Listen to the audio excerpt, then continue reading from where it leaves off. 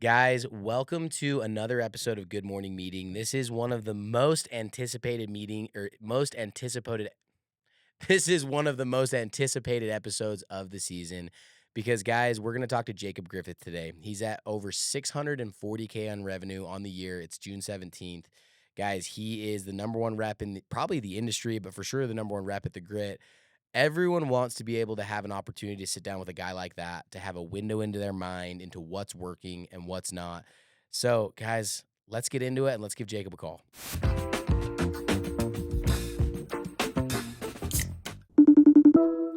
Jacob, what's up, bro? How we doing? Good, dude. Thanks for being on the podcast Sorry. today. Yeah, dude. Sorry about the phone tag. Hey, it's all good. Hey, the people listening have no idea. To them, we're just right on time. So, dude, super excited to Go. talk to you today. For a lot of reasons, dude. So many people in the industry want to have an opportunity to be a fly on the wall to someone like yourself.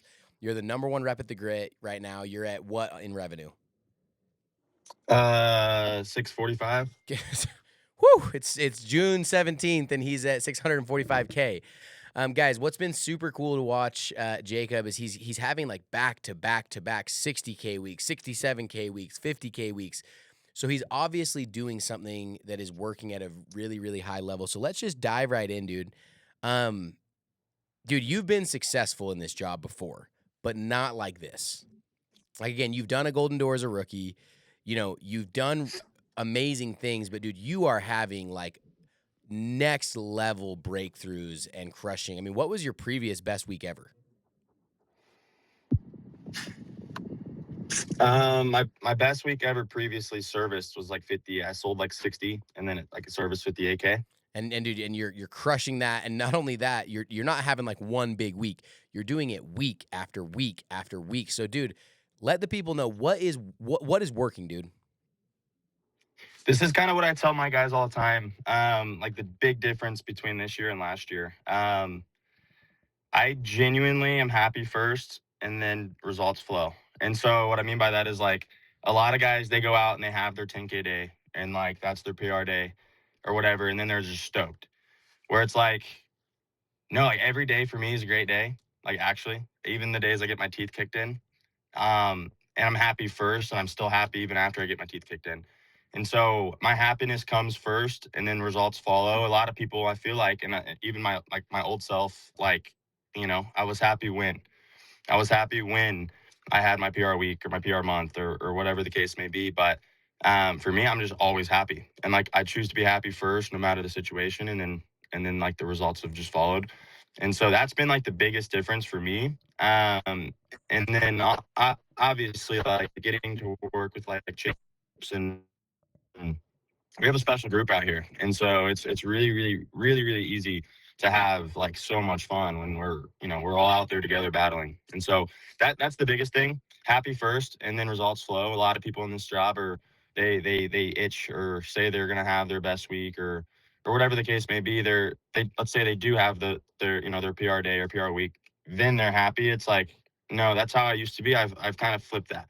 I'm just happy every day when I wake up, and I'm happy that I get to do this job. It's like the coolest thing in the world. We're on a Segway selling bug juice, and then the results follow. Well, dude, I've actually never heard it put that way. So I think that's like the title of this, right? Or choose happy first, and then results follow. So for everyone listening, that sounds like a nice idea, right? It sounds cool. I know if I was listening to this, I'd be like, yeah, like that sounds cool. I want to talk about how, because dude, you have been the opposite. It sounds like you've been where, hey, I'm happy when you're happy when you have a good day. You're pissed off and sad boy when you're having a bad day. Let's talk about some actionable things. What were things you either did before the season, things to prepare, or things that you are actively doing right now that have helped you actually make that choice to be happy first? Because again, it sounds so nice. What people need help with is going from it sounding nice to actually being able to make steps towards it being a reality. Walk us through some of those things. Yeah, no, I guess like after my rookie summer, there's a lot of pressure on you when you go and do what I did my rookie year. And so, um, like pressure creates diamonds, and I understand that. But like for some people, it's like, and like pressure is a privilege. But I had that pressure. And so after my rookie summer when I golden doored. And so this year I just decided to have a lot more fun and not really care as much about the results. I chose that. I chose like I genuinely I don't care like what I finished my summer at. I know it's gonna be a big summer. I I just want to not care as much, and I want to go out and just focus on what's important, and that's just putting in the hours and doing the job. Another thing that I did before the summer, and you could ask like my girlfriend and Dylan, but and it's easier for me than for some people. I understand that, but like I had like actual conversations with Becca and with Dylan. Like when I don't believe in myself, I need you guys to believe in me, and so like before the summer started, like I told Dylan, like, dude, like the days where I'm not there or like I'm doubting myself, I need you to just instill as much belief as possible into me. It's one thing like when your buddies that you're out there with in your office are like telling you you're a dog, or like your office manager is telling you they believe in you. But when you have people outside of like the trenches with you, telling you and like pouring into you, that goes a long way. And so like, yeah, like Becca, my girlfriend, like believes in me, like even when I don't believe in myself sometimes. And so same with Dylan, same with my mom. And so that goes a long way. And I don't feel like I really made that an emphasis in like years past. So number one, like just like before the summer started, I like had those sit down conversations with people to like pour into me even on the days I don't believe in myself. And then I also just chose this year like not to really care as much about the results and just work as hard as possible and just have as much fun as possible. Well, dude, what's so interesting about that is, dude, I think sometimes people feel like being a big man or being macho, right, is actually not asking for help. But what it sounds like to me is you had the humility to say, hey, I know what I need. I know myself. And I know when I'm feeling down, I need someone outside of the trenches. And so I think that's one of the principles here to take away is don't be afraid to ask for what you need. You know, it's hard when your head is hanging down to ask for help. It's a lot easier before the summer to say, "Hey, I understand there is going to be good days, there's going to be bad days, and on those bad days, I'm probably not going to even want to ask for that help. So I need you to just come in and give me that help." So that's really really cool. Tons of takeaways from that. Like guys, if you're listening to this, don't be afraid to ask for what you need. And then dude, you said something else again in regards to choosing happiness.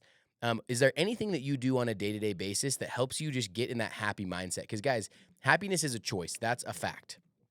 Two different people can be experiencing the same thing. One can be happy and one can be depressed and sad. Uh, there's got to be some things that you're doing. I don't know if it's meditation, if it's writing down things you're grateful for, if it's what are some of the day to day things that you do in a very predominantly negative job to help you maintain a happy mindset because it's working, right? Like, guys, almost Yeah. 650K, June 17th, like it's working. So what are some of those things that you do on a day to day basis to just help you remember to be happy? Yeah.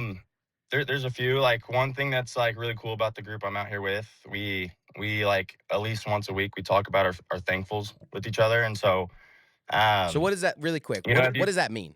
You talk about your thankful. I've never heard that. What is what give us like a bird's eye view of your group talking like when do you do it? What are people talking about? How long does it take? What is talking about your thankfuls look like?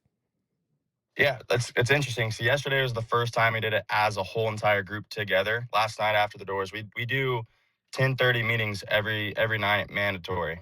And 10:30 last p.m. night we had one of our good leaders 10:30 p.m. It was about an hour. Every single person on our team went through and stood up in front of the room and talked about like three things they're just absolutely thankful for. And it's really cool because everybody's thankfuls were a little different.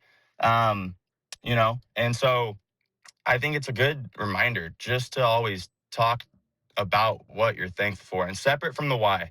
Your why is your why triangle that you made a decision before the summer that like when things get hard, like you're gonna think about your why. Well, it's really, really, really, really hard when it's July or June 5th, whatever today is, to like think about the why when it's really, really hard. So having like multiple times a week open conversations about like things you're thankful for on a day-to-day basis um just makes it so much easier to be happy. Like for me, for example, I talked about last night, I'm so thankful, and I looked in front of all the guys, like I'm so thankful that like each and every one of the guys in the room like chooses to let me lead them. Because like ever since I was little, I've always like wanted to be a leader. Didn't really know how. Didn't know if it was going to be in sports or in school or business owner, whatever the case may be. But I always knew I wanted to be a leader, and I didn't know when or how it was going to be. But like I'm a leader now, and so I like am so thankful they let me lead them. Me and Chase, they let us lead them. They believe in us. I'm also super thankful for my parents on a weekly, like almost every time I talk to them, they tell me I make them proud. My whole life, I wanted to make them proud. So when I dropped out of school at Indiana, I, you know, I didn't feel like I made them proud.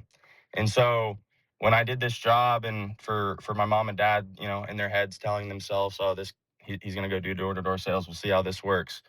Well, ever since then, like every time I talk to them, they remind me that I make them proud. So I'm so thankful that I have parents that I've made proud, because there's some people out here that they might not even have parents, or their parents aren't sober enough to tell them that, or we all had the the rich friend in high school that like there's no love in the household. So just having like parents that actually like remind me that I do make them proud, I'm so thankful for that. And then I'm thankful for a lot of things. I'm thankful for so much. And every single person on our team last night stood up in front of everybody and talked about their three thankfuls on a day-to-day basis. And so that makes it so easy for me to just like be happy. Another thing, so in the morning, the first thing that I do is immediately text my girlfriend. I'll text her like five or six, like like just five or six messages back to back, like, "Good morning, I love you, you're gonna crush today." Like she's a server, and I tell her, "You're a champion, you're a champion, you're gonna go make a lot of money today." Is that pouring into her like just makes me happy. And then the third thing that came to mind that like I do to help me be happy is like I like really usually make it an emphasis to be like the first one in the morning meeting. Because I'm a firm believer that like with this job, with like the late nights, the early mornings, your brain can be like a little bit fatigued. And so I try to get there like before everybody else, because I'm a believer that like getting the crap mouth out of the way, and like the role plays, or like before the meeting starts, that like helps me on the door. So when I'm on the doors, right when I start knocking, I'm like super ready. Dude, I love it. So, guys, this is so it's funny because you look at what Jacob's doing, you look at the results he's having, and I think you want him to say this like this grandiose big thing that's changed, and he's like, "Guys, it's not that crazy. I just have chosen to be happy first and let the results follow." And I know that there's people listening that's like, it can't be that easy. He's telling you it is. And there's ways that you can apply that. I think about the rep, like you, dude. Everyone has bad days, and you get in the car, and what you want to do is you want to have a like, excuse my French, but a pissing contest with all the other reps of who had the worst day. Oh, dude, that guy said that. Well, this happened to me, dude. What if you just change that around, and if you were the rep that could always find the good in every day, no matter how bad it was. Um, Dude, I think about, I really love looking into like war stories and looking at these prisoners of war who are in these actual terrible situations, and somehow they find a way to see the good in it and to find the good in every day. And so I know that as a person, not even a door to door sales rep, but as a human being, you are going to live a so much of a more fulfilling and richer life if you can have an attitude of gratitude. If you can be the person that finds the good in every day. And that's what Jacob's saying. He's like, guys, like I'm having good results because I haven't attached my happiness to my results. My happiness is something I choose before the results ever happen. So on bad days, he's happy. On good days, he's happy. It sounds like that's trickling down to his team. They're having their thankful meetings. The first thing he does when he wakes up is he pours into his girlfriend, into Becca. Because it makes him happy. It makes her happy. So, guys, I think as much as we want Jacob to give us this sauce, this one liner that's helping him have the results, it's not. It's the fact that he's choosing to be happy every day. So, if you're listening to this, that is an easy application from today. Figure out the things that are drawing happiness from your life. Figure out how to infuse more of the things that make you happy. And guys, it's not about finding a job that you're happy in all the time. It's about being happy in whatever job you are in, right? And so, uh, Jake, any last minute things that you want to, say to the people, 650K, June 17th, dude, you're happier than you've ever been. You're having better results than you've ever been. Any last minute words of wisdom? Because, dude, everyone in the industry, whether you know it or not, everyone in the industry is looking up to you. Everyone in the industry is looking at what you're doing and saying, dude, I want a piece of that. I want to figure out how to do what he's doing. Anything else you want to add for the people? Yeah, I guess more like on the door, like relatable to like on the door when you're out there in the trenches. I can't express it enough. Like it's always came easier to me when it comes to the hard times and the hard, like everybody has the hard hour or the it's 6 o'clock and you're at zero. I like just I genuinely never get withered or really I just don't care. Like I don't have like an emotion or any feeling or any worry that like I'm not gonna like I'm some are gonna fall. It could be like 7 o'clock. I could be at zero. Like some are gonna fall, and I know that like everybody that listens to this has heard that before, but like I genuinely like can't really like put it into words. I'm never phased. Like I know I'm gonna always be all right. I'm gonna always like rip. Like I'm always gonna get one to fall, and so like I don't want to be situationally great. And we talk about that a ton, like a ton out here with our guys. Being situationally great sucks. Like it just sucks. And like I remember talking or listening to one of your podcasts, Parker, like a few years back, like when you like, talked about like you sell a certain way or like you sell really, really well in a certain type of like neighborhood. Um you I think like kind of what you were saying. It's been a while since I listened to it. Like you would sometimes purposely sell it, like put yourself in a different type of area or a different type of neighborhood, just to show the guy, like your team, that like it really just doesn't matter. And that's kind of been like how I've been this year. Like I don't want to be situationally great. Like I can sell anywhere at any given moment, any given time. It could be 6 o'clock. I could be thirsty as hell. I could be getting my teeth kicked in. I could be getting punted for the first 5 hours of the day. I'm just never phased, and I never have like any doubts or worry. And that's so much easier said than done. But like, I hope that helps people and like put that into perspective for a lot of the guys that are out on the battlefront right now. But I genuinely think that I I'm never worried. Like I'm always gonna figure it out, and I don't really know if that's like a good way to end it for you, but That's that's great. that's what I got. Well, dude, I'll kind of end with these two things to kind of encapsulate all that. The first thing is, yeah, in that podcast you're talking about, dude, what the principle of what I was trying to share is, dude, we all know those managers or those reps that can sell in that one type of area. They crush in new development. But dude, if you're situationally great, how are you going to train your guys if you can only sell in the new developments? So I would intentionally put myself in areas I sucked in until I figured out how to sell well in them. And if reps were struggling in middle income and I'm going and I'm knocking rich stuff, I'm going to go put myself in middle income to prove to them that I can sell in any situation, which means so can they. And so I agree with you. Being situationally great sucks. I've been that way, and I worked really hard, as you are right now, working really hard to not be situationally great, because all that does is expand the impact that you can have. And then the second thing that I'll say to kind of close out on is, guys, something that helped me, like what, because I'm probably a little bit different than Jacob. I like ride the emotional roller coaster. So when it's 6 p.m. and I'm at zero, I'm like, oh my gosh, like I have to get a sale, and that stress would cripple me. A little phrase. So again, some people listening are going to be like, Jacob, they're just not phased, and that's amazing. Dude, some people though, you might be someone who is pretty phased by those things. Let me give you a little tip that helped me. I would ask myself the question, what's the worst case scenario? Okay, it's 6 p.m. What's the worst case scenario? If I go out and I work the hours until 9:30, 10 p.m. and I don't get a sale, like, what's the worst case scenario? Like, does life move on? Yes. Is my wife still going to love me? Yes. Is my team going to still respect me? Yes. Is the world going to end? Am I going to get fired? No. And so sometimes I feel like we build this big emotional castle of what's going to happen if we don't hit the results that we want. And what happens is, because we build that castle, we end up getting exactly what we didn't want. We stress so much about bageling, we bagel. And I found that in those days when I asked myself, Parker, what's the worst case scenario? It kind of recenters me and goes, yeah, the worst case scenario is not that big of a deal. And like you said, then I wouldn't bagel because I wouldn't be so stressed about doing it, because I'd be like, look, it's not that big of a deal if it happens. So I detach from it, and then I would go out and be successful. So guys, I can't wait to re-listen to this. There's so many little nuggets. The last thing I'll say is this, guys, if you want to have what Jacob's having, you got to do what Jacob's doing. And it starts with happiness, and results follow. So again, we'll catch you next week on another episode of Good Morning Meeting. Thanks, Jacob. We'll catch you later, dude. Thank you. See you, bro. Love you. Okay, love you, bro. Peace.